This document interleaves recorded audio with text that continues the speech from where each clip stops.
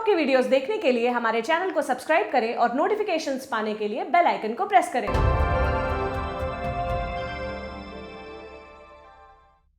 नमस्ते, मेरा नाम है सिद्धांत और आप देख रहे हैं thelalantop.com। कोरोना के जो सिम्टम्स हैं, जो लक्षण हैं, उनमें बढ़ोतरी हुई है।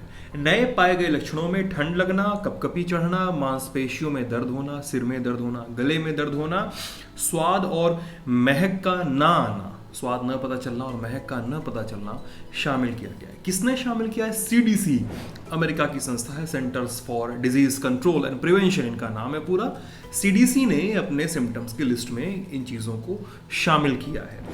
इसके पहले एक जो CDC की लिस्ट थी उसमें उन्होंने बताया था कि खांसी, बुखार और सांस लेने में तकलीफ है, वो ही कोरोना के सिम्टम्स गिने जा सकते हैं। अब इंडियन एक्सप्रेस में छपी खबर बताती है कि नए लक्षण कोरोना से बचाव में लगी डॉक्टरों और विशेषज्ञों के एक संगठन के कहने के बाद जोड़े गए हैं। संगठन का नाम क्या है? Council of states and territorial epidemiologist, CSTE। कहा है कि कोरोना वायरस को राष्ट्रीय स्तर पर, नेशनल लेवल पर रिपोर्टेबल डिजीज घोषित कर देना चाहिए। CSTE ने दिशा निर्देश दिए हैं, गाइडलाइंस जारी की हैं कि कोरोना वायरस के केसों की व्याख्या और उन केसों की पहचान कैसे की जाए, आइडेंटिफिकेशन कैसे की जाए।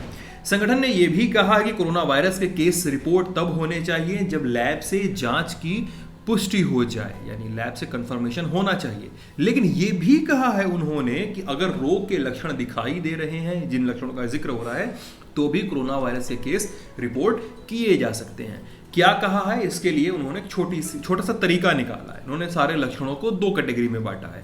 पहली कैटेगरी में है खांसी, बुखार और सांस लेने में तकलीफ, और जो दूसरी कैटेगरी है उसमें ठंड लगना, कपकपी चढ़ना, मांसपेशियों में, सिर में दर्द होना, गले में दर्द होना, स्वाद और महक का न होना शामिल किया है। CDC ने कहा है कि अगर किसी मरीज को ये दोनों कैटेगरी के सिम्टम अगर मिलते हैं तो उसे कोरोना के संभावित मरीजों की सूची में डाल देना चाहिए।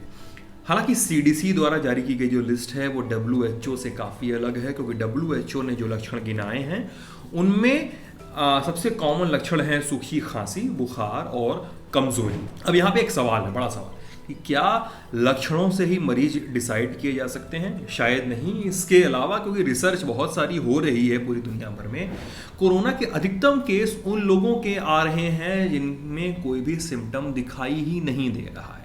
एसिम्प्टोमेटिक इसे कहा जाता है। ICMR हमारे यहाँ इंडिया में, Indian council of medical research, ने भी कहा है कि अधिकतर लोग एसिम्प्टोमेटिक हैं, उनमें कोई लक्षण नहीं दिखाई दे रहे हैं। इसके अलावा जो कुछ केसों में अगर बुखार, सर्दी या खांसी जैसी तकलीफ़ें हैं तो वो भी जल्दी दूर हो जा रही हैं। सांस लेने में तकलीफ़ की जो दिक्कत है वो भी 8 से 10 दिनों में दिक्कत दूर हो जा रही है।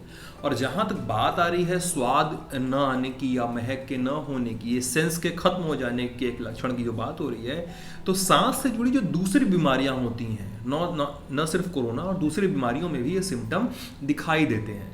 यानी कोरोना कोई मरीज़ है या नहीं है, इसके लिए सबसे ज़रूरी है टेस्ट, जांच हो, जांच से पता चलेगा कि कौन कोरोना मरीज़ है। इसके लिए जांच होना ज़रूरी है, आपका अपना ख्याल रखना ज़रूरी है और घर पे रहना ज़रूरी है, अफवाहों पे ध्यान न देना ज़रूरी है।